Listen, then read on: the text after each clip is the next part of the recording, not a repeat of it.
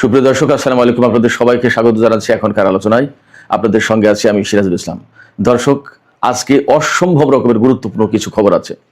অস্ত্রের অভাবে মার্কিন প্রেসিডেন্ট ডোনাল্ড ট্রাম্প ইরানের বিরুদ্ধে যুদ্ধ বন্ধ করতে বাধ্য হয়েছেন। শুক্রবার মিটিং করেছেন হোয়াইট হাউসে। সেখানে গুরুত্বপূর্ণ সব মন্ত্রী, মিনিস্টার, ভাইস প্রেসিডেন্ট এবং মার্কিন সামরিক বাহিনীর প্রধান ছিলেন। যুদ্ধ চালাতে চেয়েছিলেন ডোনাল্ড ট্রাম্প।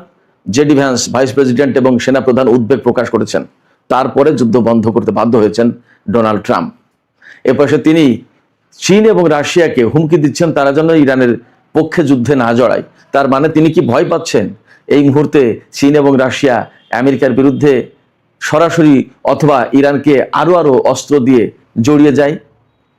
এদিকে ইরান তালিকা প্রকাশ করেছে এই কয়েকদিনের যুদ্ধে উপসাগরীয় অঞ্চলে, অর্থাৎ এই যে আরব দেশগুলোতে ইরান যে সমস্ত হামলা চালিয়েছে তাতে আমেরিকার কি কি ক্ষয়ক্ষতি হয়েছে। শুধু তাই না, আইআরজিসির মুখপাত্র ব্রিগেডিয়ার জেনারেল মোহেবি তিনি জানিয়েছেন এই কয়েকদিনের যুদ্ধে ইরানের হামলায় 200-র বেশি মার্কিন সেনা নিহত হয়েছে। জেনারেল মোহেবি বলেছেন যে আমাদের কথা যদি বিশ্বাস না হয় তাহলে মার্কিন সরকার সাংবাদিকদেরকে আমন্ত্রণ জানাক, উপসাগরীয় দেশগুলোতে কি ধরনের ক্ষয়ক্ষতি হয়েছে দেখাক। সুপ্রিয় দর্শক, আমি আপনাদেরকে ক্ষয়ক্ষতির পুরো তথ্য আমি আজকে আপনাদেরকে জানাবো। এপাশে ইরান ঘোষণা দিয়েছে তাদের হাতে 50,000 খাইবার শেখার ক্ষেপণাস্ত্র আছে, যেটা হাইপারসনিক ক্ষেপণাস্ত্র, যার গতি প্রতি ঘন্টায় 19,500 কিলোমিটার। আর পাল্লা, সেটা বিস্তারিত তথ্য জানাচ্ছি। ইসরায়েল বলেছে যে আমেরিকা যুদ্ধ বন্ধ করে যে কূটনৈতিক তৎপরতা চালাচ্ছে ইরানের সাথে, এই কূটনৈতিক তৎপরতা ব্যর্থ হবে এবং এখন যুদ্ধ বন্ধ করলেও মার্কিন প্রেসিডেন্ট ডোনাল্ড ট্রাম্প আবার ইরানের বিরুদ্ধে বড় যুদ্ধ শুরু করতে বাধ্য হবে। তার মানে ইসরায়েলের পক্ষ থেকে কিন্তু একটা উস্কানি আছে। এপাশে ইরান জানিয়েছে আমেরিকা এরই মধ্যে 3 দফা প্রস্তাব দিয়েছে যুদ্ধবিরতির জন্য 3টা দেশের মাধ্যমে। ইরান প্রত্যেকটা প্রস্তাব নাকচ করে দিয়েছে। এই 3 দেশ কারা কারা ইরানের কাছে আমেরিকার পক্ষ থেকে যুদ্ধবিরতির প্রস্তাব নিয়ে গেল, এই সমস্ত তথ্য আজকের বিস্তারিত আলোচনায় জানাবো। দর্শক, আপনারা শুধু সঙ্গে থাকুন, আর ভিডিও ভালো লাগলে লাইক, কমেন্ট, শেয়ার করবেন এবং চ্যানেলটি সাবস্ক্রাইব করে সাথেই থাকবেন। দর্শক, চলুন বিস্তারিত আলোচনা করি। একদম শুরুতেই বলেছিলাম মার্কিন প্রেসিডেন্ট ডোনাল্ড ট্রাম্প গত 2 দিন, অর্থাৎ মার্কিন বাহিনী গত 2 দিন ইরানের বিরুদ্ধে কোনো যুদ্ধ করছে না। একেবারে হঠাৎ করে কি হয়ে গেল? চুপ কেন তারা? আমি নিজেও খুঁজছিলাম যে ব্যাপারটা কি, যুদ্ধ নেই কেন, তারা চুপ হয়ে গেল কেন? কিন্তু শেষমেশ তথ্য এসেছে।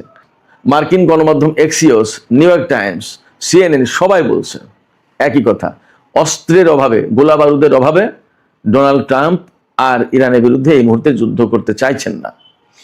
এতটাই কমে গেছে যে অল্প কিছুদিনের ভিতরে তার টোটাল ভান্ডার ফুরিয়ে যাবে।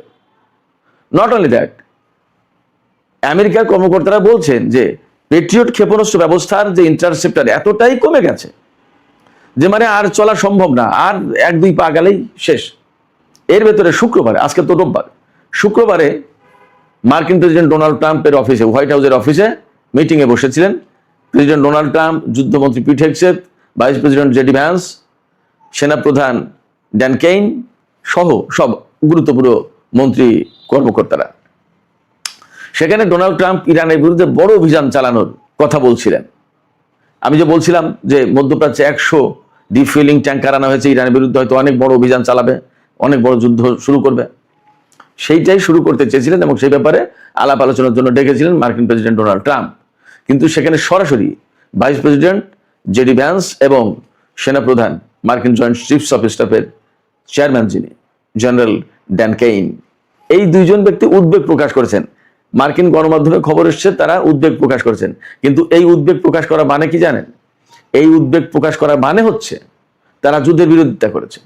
বলছে যে এই ধরনের যুদ্ধ করতে গেলে কি কি প্রবলেম হতে পারে সেই কথা তারা তুলে ধরেছেন। তার ভিতরে হয়তো এরকম বলেছেন যে অস্ত্রের ভান্ডার এই অবস্থায় যদি ইরান টিকে যায়, এই হামলা মোকাবেলা করে টিকে যায়, তখন আপনার বাহিনী পারস্য উপসাগর থেকে পালাতে পারবে কিনা, কারণ তারা তো তখন অস্ত্র শূন্য হয়ে পড়বে।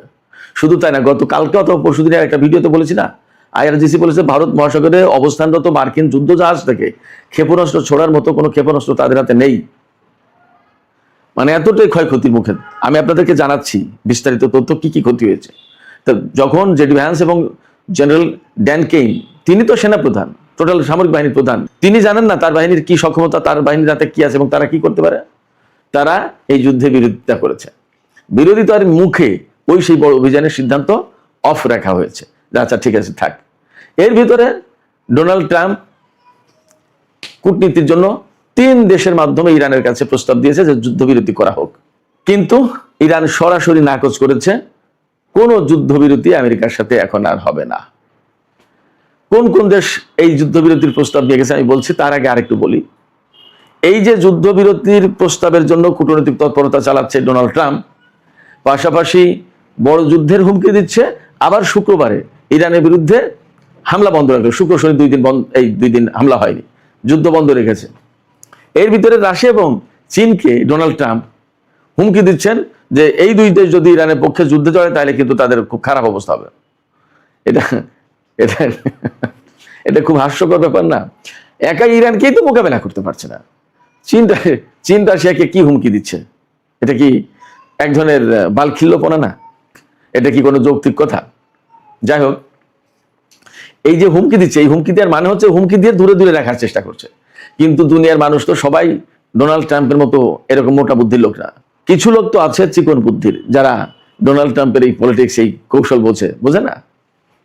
তো আবার হতে পারে যে সত্যি সত্যি সে ডোনাল্ড ট্রাম্প ভয় পাচ্ছে যে যদি চীন এবং রাশিয়া এই মুহূর্তে জড়ায় যায় তাহলে আমার উপায় কি? ইরানকেই তো সামাল দেওয়া যাচ্ছে না, সেক্ষেত্রে চীন রাশিয়া জড়ালে উপায় কি?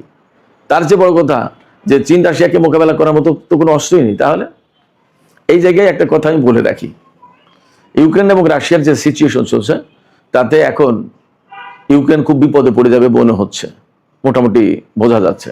আর এই যে ইসরায়েল বললো না যে ডোনাল্ড ট্রাম্প যদিও যুদ্ধ বন্ধ রেখেছে একতরফা, এবং তিনি কূটনৈতিক তৎপরতা চালাচ্ছে ইরানের সাথে একটা যুদ্ধবিরতি করা যায় কিনা।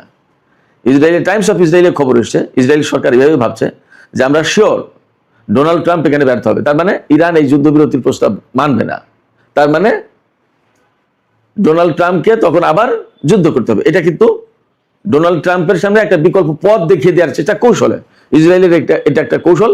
এটাকেই আপনারা সহজ ভাষায় উস্কানি বলতে পারেন, উস্কানি বলেন, আর কৌশল পথ দেখিয়ে দেওয়ার ব্যবস্থা করতে এই পথে যাও, যাই বলেন।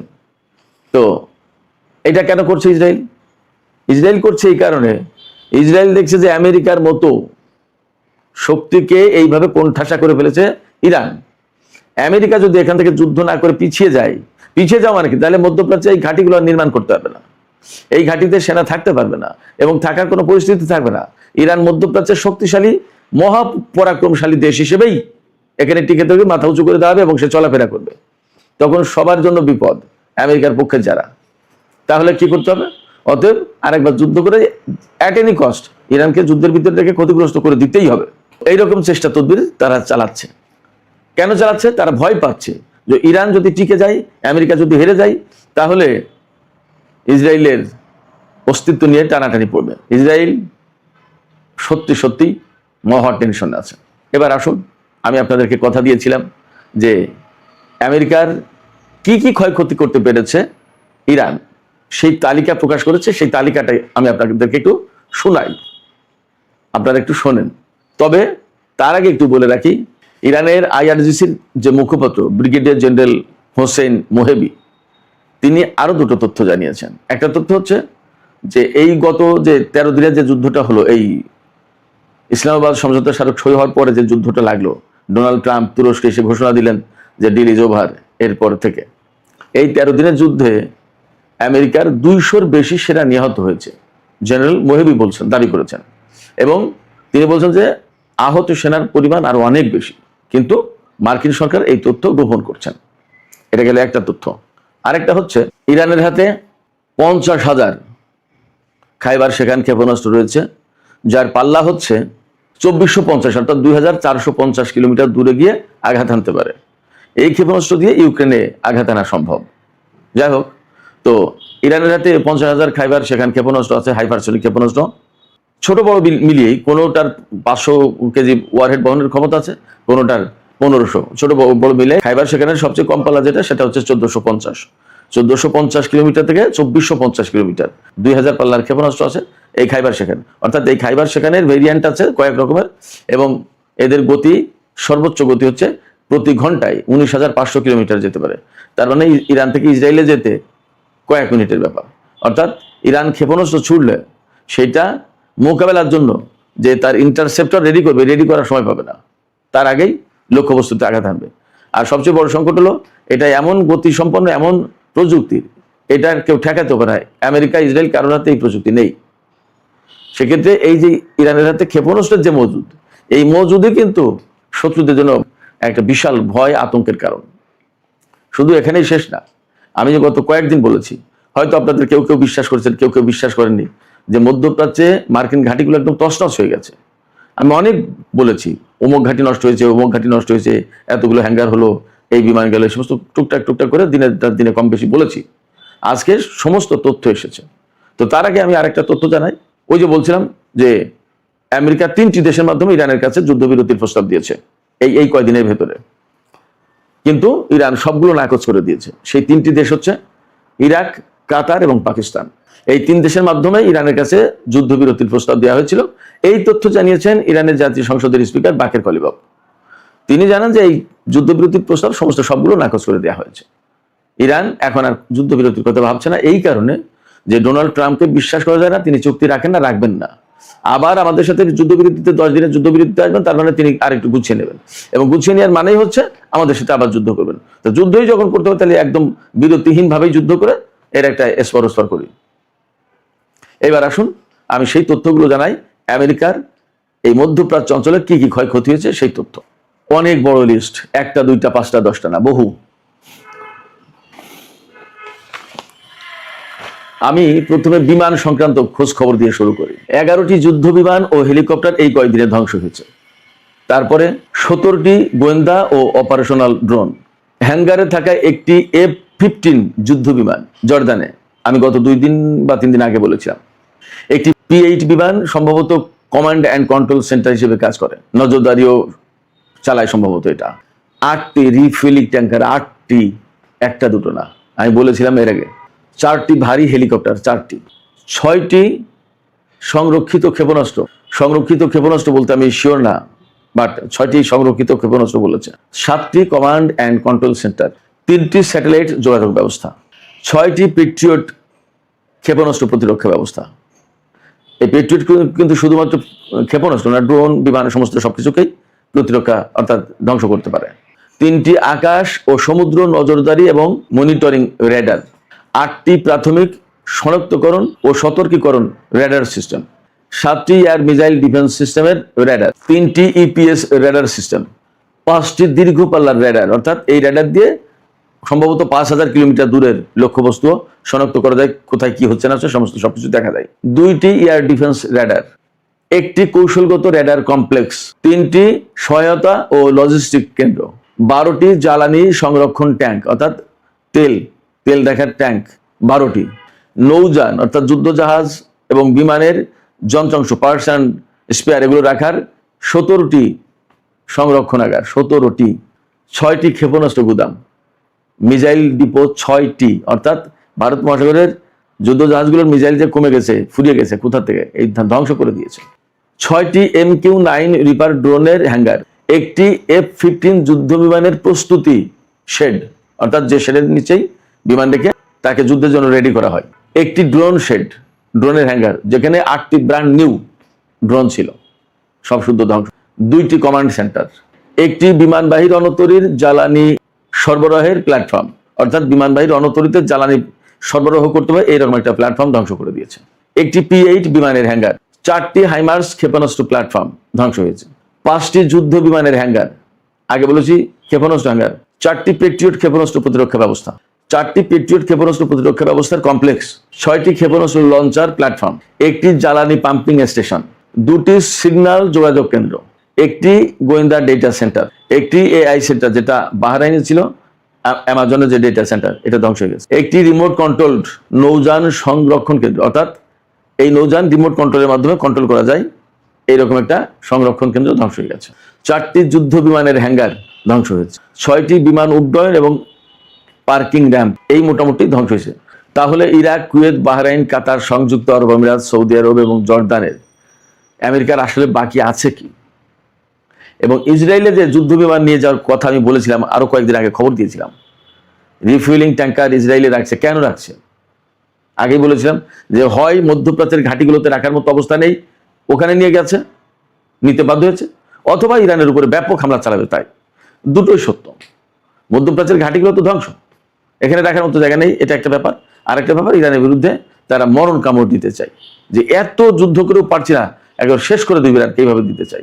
কিন্তু আসলে মার্কিন প্রশাসন যতই যায় কিছু করুক না কেন, তারা ইরানকে পরাজিত করতে পারবে না। এখন সবচেয়ে বড় সংকটে পড়েছে যেটা, দুটো। একটা হচ্ছে আমেরিকার অস্ত্র তো প্রায় শেষ, এই অস্ত্রের অভাবে অ্যাকচুয়ালি যুদ্ধ বন্ধ করে দিতে বাধ্য হলো, কারণ তার মিনিমাম যে একটা লেভেলের অস্ত্র থাকতে একটা দেশের নিরাপত্তার জন্য, সেই লেভেলের নিচে নেমে গেছে।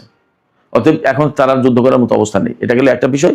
আর একটা বিষয়, আমেরিকার হাতে যে কৌশলগত, অর্থাৎ একদম বিপদের দিনে যেটুকু তেল রাখতে হয় তারও নিচে সবচেয়ে কৌশলগত তেলের মজুদ 1983 সালে কমে গেছিল, 1983 সালের লেভেলে পৌঁছেছে এবার।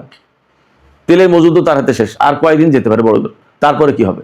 এবং যা পরিস্থিতি আগামী কয়েকদিনের ভিতরে বিভিন্ন অঙ্গন থেকে ফোরকাস্ট দেওয়া হচ্ছে যে তেলের ব্যারেল $124 পৌঁছাবে।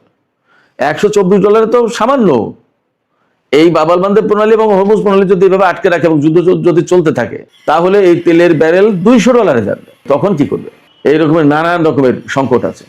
এই প্রেক্ষাপটে ইরানের পক্ষ থেকে পরিষ্কার বক্তব্য, হরমুজ প্রণালী তাদের কন্ট্রোলে থাকবে, এটা মেনে নিয়ে আমেরিকাকে মধ্যপ্রাচ্য থেকে সরতে হবে যুদ্ধ বন্ধ করে, তাহলে শান্তি, আদারওয়াইজ শান্তি নেই।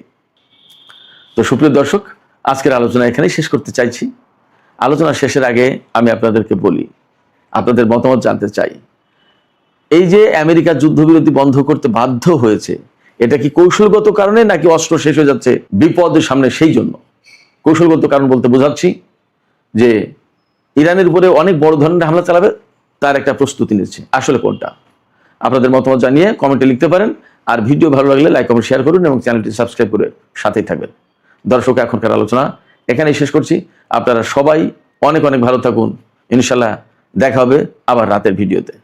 সবাইকে অনেক শুভকামনা জানিয়ে এখনকার মতো শেষ করছি। আল্লাহ হাফেজ।